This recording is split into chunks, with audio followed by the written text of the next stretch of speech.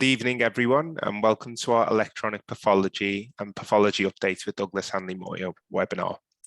My name is Bradley Ovien, and I'm a Digital Health Officer here with Central and Eastern Sydney PHN. Also with us from the PHN are Fiona Wu, who is also a Digital Health Officer, and Bertha Harvey, who is the CPD and Events Manager. I would like to start by acknowledging the traditional custodians and sovereign people of the land across which we work. I recognise their continuing connection to land, water and community, and pay respect to elders past, present and emerging. I'd also like to extend that respect to any Aboriginal colleagues who may be joining us tonight. I'll pass over to Fiona, who will take you through our housekeeping for the webinar. Some important reminders for digital health. Please remember, as part of Medicare Web Services changes, to upgrade your software if you haven't already to Medical Director 4.2 and best practice CESPHN SP3, and make sure you have your NASH SHA-2 certificate installed. Also, for the National Cancer Screening Register, integration is now available. Contact your digital health officer to install or for more details. We've also got some other updates included in the following. Perfect. Thanks, Fiona. And I would like to introduce our first speaker. So Rachel Patfield and Tracy Stevenson are present, who are both from Douglass Hanly Moir. Rachel and Tracy are liaison managers for GPs in the city and eastern suburbs. And Rachel's role with DHM saw her work in IT prior to this role, giving her the experience in the technical side of setting up e-ordering for practices.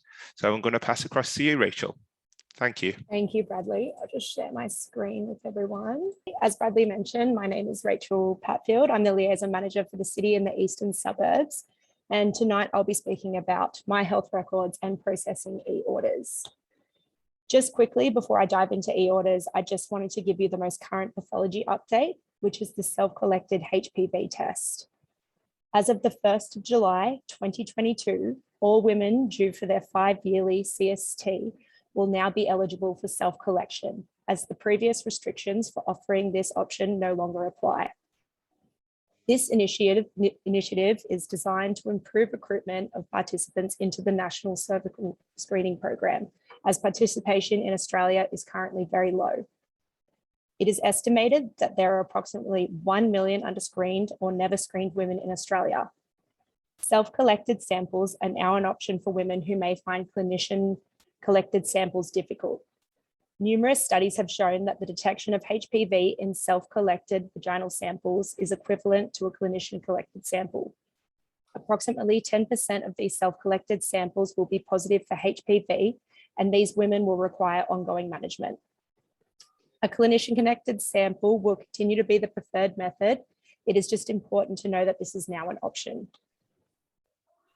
Douglass Hanly Moir Pathology is fully validated to carry out the self-collected HPV testing on site using the red top flock swab, which is shown on the slide here. We are recommending that the patient carries out the test on site in the clinic. We are supplying patient instructions and red top flock swabs via our stores department. Please ensure that the swabs are clearly labelled with the patient's first name, surname, date of birth, and date and time of collection, and return the swab and the request form to DHM. The CST report will be issued with clear recommendations, and we will note when testing was performed on a self-collected sample. Self-collected samples cannot be used for test of cure, follow-up, or symptomatic patients.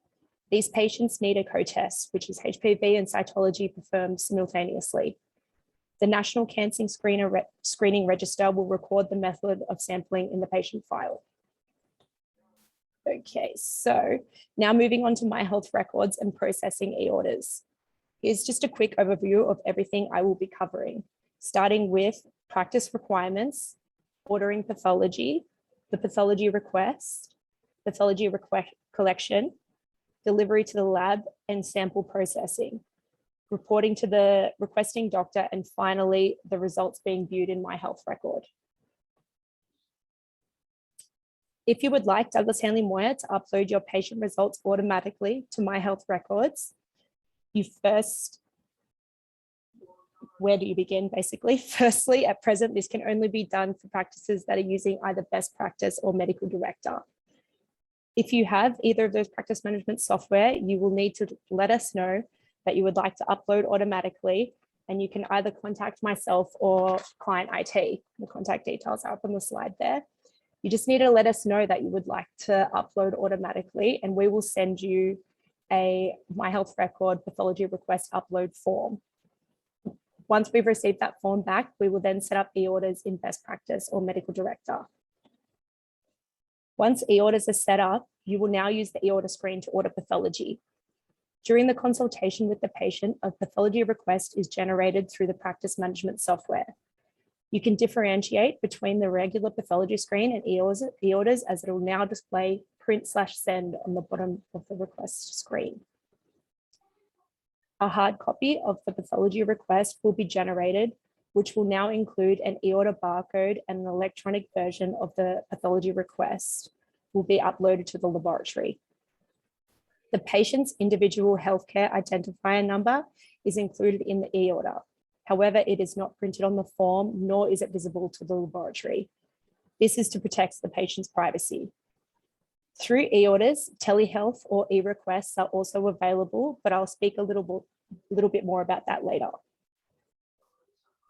Here is an example of what the request forms will look like if you're using the eOrder request module versus not. The image on the left is non-eOrder, and the one on the right is the eOrder screen. You can see that the eOrder barcode is about halfway down the form. When the patient presents to the pathology collection center, they will give the collector either the physical form or the electronic form on their mobile device. The collector will add an episode number to the episode and scan the unique eOrder barcode to initiate the collection process. What that barcode contains is all the patient identifying information from your practice management software. So the collector does not need to type it up during the collection. That information is then transferred into the episode. After the collection process, the specimens are delivered to our laboratory.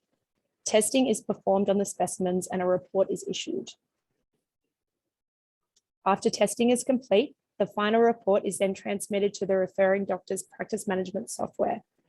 This then allows the doctor to review and communicate the pathology results to their patient. 7 days after the report has been transmitted to the referring doctor's practice management software, the patient will then be able to access the pathology results through My Health Record. Okay, so this is a screen cap of what the eOrdering request screen looks like in best practice. Users will find that the eOrder request portal activates the following: customized pathology favorites, further test information, recommended tests, and the ability to send telehealth or e-referrals. If a clinic is automatically uploading to My Health Record, but a particular patient does not want it uploading, the patient consent is controlled by the Do Not Send to My Health Record tick box at the bottom of the eOrder request screen. This is circled in the screen cap in red. You can also see how it says print and send at the bottom right-hand corner, as mentioned before. This is what the eOrdering request screen looks like in Medical Director. This screen enables users unlimited pathology favorites for easy test requesting, customized pathology groups, the ability to create patient favorites, further test information, and the ability to send telehealth or e-referrals to the patient's mobile. Similarly to best practice, if your patient does not consent to automatic My Health Record uploads, you can use the tick box, Do Not Send to My Health Records. And you can also see the print/send on the bottom right, as mentioned before. I just wanted to clarify that you can use eOrders and not upload to My Health Record. eOrders were initially developed to make collection faster for the patient. As I mentioned earlier, when the eOrder barcode is scanned by the collector, all the patient's identifying information is transmitted to our system. So the collector does not need to type everything up during the collection. This then means the collector simply scans the barcode and then gets the patient to double check the information. Through eOrders, doctors now have the ability to send the patient e-referral to their mobile phones. Here is a screen grab of what the patient receives. An eOrder barcode plus a link to the nearest Douglass Hanly Moir collection rooms. And if the patient requires the request form, they can click the link at the bottom of the page, enter their date of birth, and they can access a PDF of their request form. My Health Record uploads and e-referrals are extra features of eOrders. You can use eOrders without sending e-referrals or uploading to My Health Record. You can also send e-referrals without uploading to My Health Records and vice versa. If you would like any information on eOrders, e-referrals, My Health Records, or any inquiries, Douglass Hanly Moir Pathology, please feel free to contact me. Thank you all for your time. Thanks, Rachel, for an amazing presentation. We'll now go through some frequently answered questions. So the first one is, how have eOrders helped improve workflows? eOrders make it faster for the patient during collection. This also means that the collector can get through more patients, cutting down wait times. Also, with the added benefits of the ability to send e-referrals, it is convenient for the patient and also means staff are not having to scan request forms and email it to the patient. For doctors using eOrders, the transmitting data also matches up with the patient information they already have in their system, which means that data entry errors will be less likely and pathology results will match up. And that, I know, I'm sure everyone's had the issue where they can't find the result and it's sitting in the holding file. Yes. Definitely. Yes. So it saves so much time and prevents errors, duplication. So there's a lot of benefits Yes. that eOrders have. So I'll pass on to Brad for the next question. Oh, thanks, Fiona. So another common question we have, Rachel, is practices that say, I already have an on-site pathology. Do they need to do this or do they need to set this up? Yeah, so I would still recommend that you get this set up. If you have a patient who is wanting to go to DHM, you can easily switch between the labs in the practice management software, and you can even just use the DHM screen for e-referrals for your telehealth consults. It is also important to note that if you have eOrders set up for another provider, you will still need to contact DHM, as an eOrder created for one provider will not work for the other, if that makes sense. Yeah, that makes perfect sense. Yeah. And in the practice management software, you can obviously change the different drop downs and switch to DHM or go to the other labs, but just making sure you've got it set up with either yourselves or any other labs they are using. Correct. Yeah, okay, perfect. So I'll pass you back to Fiona for the next question. Thanks, Bradley.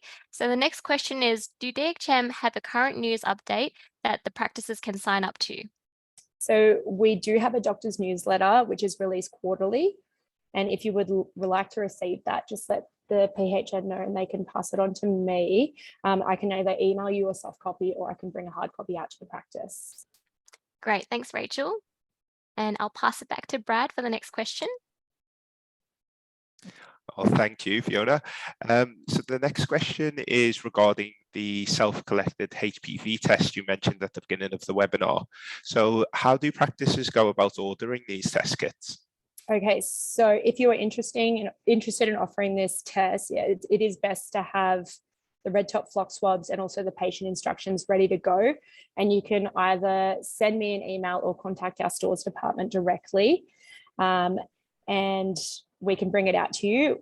When in the consult with the patient, you request the self-collect HPV test and give the patient the request form, instructions, and the swab and a specimen bag. Try to get them to do it on site, and you just really need to make sure that the swab is labeled correctly with patient's surname, first name, date of birth, date and time of collection. You can contact the DHM courier to pick up the sample and they will deliver it to the lab. And it's just an FYI, these specimens are stable for 28 days.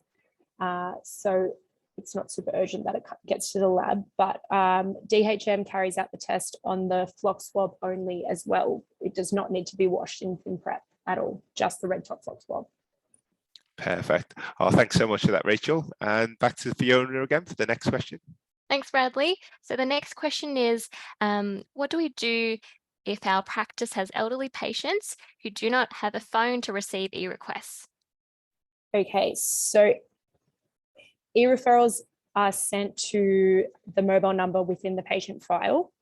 If the patient does not have a phone, the request will error out on our end. So it's important that if you wish to send an e-referral, you make sure there is a mobile number there. So that can be the patient's carer. But if you are seeing the patient in person, it is best that you do give them a hard copy, or if you're worried that if they're going to lose it, just go through those normal processes of faxing it to the collection room. If the patient shows up to the collection centre without a referral either on their phone or the hard copy, the collector cannot match it in the system. And we do get that question quite a bit. Yeah, and we've also found that because of the pandemic, we've actually got a lot of elderly demographics who have picked up on using electronics. So they're quite versed in adapting to new technology processes. So that's something to keep in mind as well. And yes, ultimately with eOrders, the pathology results, it will go up to my health record, which is really important. Yes. Thanks, Rachel. I'll pass on to Brad. Oh, thank you. And so the final question from the frequently asked ones are regarding recalling patients. So as you mentioned, with the My Health Record integration, results go up to My Health Record to be accessed after 7 days. What would be your approach for recalling patients or mentioning this to patients when sending them for tests? So the idea of the 7-day delay is to give the doctor that time to recall the patient and go through results with them. And that's 7 days from the pathology report being issued to the doctor, not the initial consultation. I would recommend setting up a procedure to best ensure that the patient come back before those 7 days and discuss the results with the doctor by stressing the importance of having a doctor decipher the results for them. It's just all about patient recall. Of course, yes. And I think Fiona would agree with this. We found this pops up quite often, and practices have created standard operating procedures to ensure that recall period is well within the time before the results have even went up to My Health Record. So yes. Again, it's calling your patients. It's if you can't get in touch with them, it's even sending mail correspondence and then doing your best efforts to recall them. And then, of course, being able to discuss the results with them in person or over the phone. Yeah. Yes, definitely. Perfect. So I think that's the end of our questions, but we do have some in the question box. So the first one is, can a patient receive a result through email if they do not have a My Health Record account? So I think I can answer that one as well. I think the patient won't receive the result through email at all. The result will be going back to the general practitioner or the doctor. But if the patient has a My Health Record account and the doctor or the practice has enabled My Health Record integration, the result will also go up to the patient's My Health Record. So the patient won't receive the result directly to them through email. No, definitely not directly from Douglass Hanly Moir. We don't email results. We send everything straight back to the doctor. If as a doctor you want to share the result with the patient's email, we do have that feature available in Sonic DX where you can share it, but it's a locked file that's sent and you have to send them a password as well. So if you want that as an option for your patients, just shoot me an email and I can get you an account set up. Perfect. Thanks, Rachel. And the next question, I think Fiona's going to talk you through it. For the next question, it's if a doctor signs up for results to go to My Health Record, does this mean all results, regardless of the patient, go up, or is it patient sensitive? So, yeah, if they sign up to it, it's all results. So the only way to make it patient sensitive that it doesn't upload is by adding in that tick box and just making sure that you're always ticking it for that particular patient. Thanks, Rachel. And also patients who do have access controls over their My Health Record. So if they have restrictions on their My Health Record, then their results won't go up to My Health Record. Is that correct, Rachel?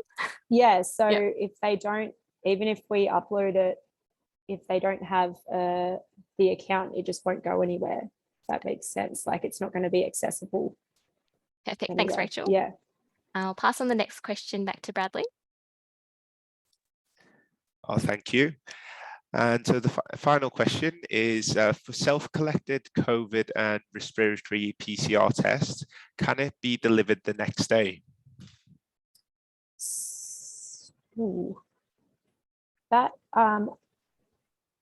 it would be stable, just like the self-collected HPV. Tracy, do you know the answer to that? Yes, I can answer that question, okay. and the answer is yes, it can be.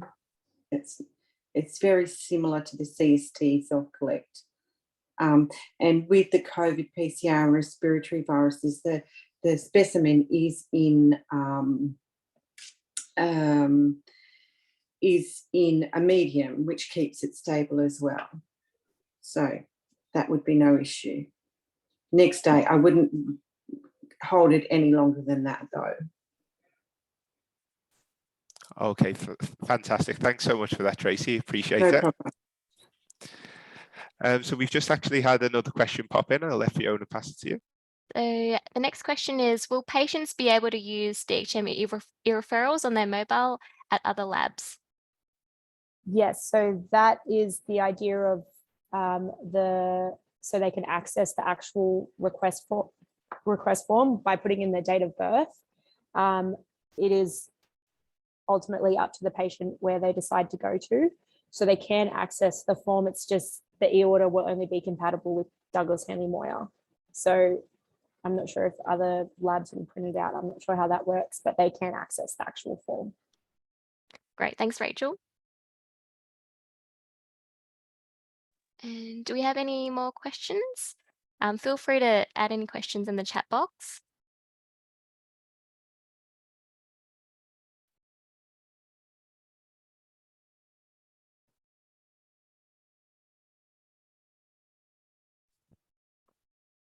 So it looks like that we don't have any more questions in the chat box. So this brings us to the end of the webinar. Just some reminders, please remember as part of the Medicare Web Service changes to upgrade software if you haven't already to Medical Director 4.2 and best practice CESPHN SP3, and make sure you have your NASH SHA-2 certificate installed. Also, for the National Cancer Screening Register, integration is now available. Contact your digital health officer to install or for more details. I'll pass it on to Brad. Perfect. And I would also like to say a huge thank you for Rachel and also for Tracy for attending and taking the time out of the day to do this. And also thanks to Fiona and Bev for facilitating. So please be aware that you will receive a post webinar survey that will pop up in your browser. Please do answer those questions because it does help us to know whether to contact you or if you do need any additional support. So thank you so much for attending today and have a lovely rest of your evening.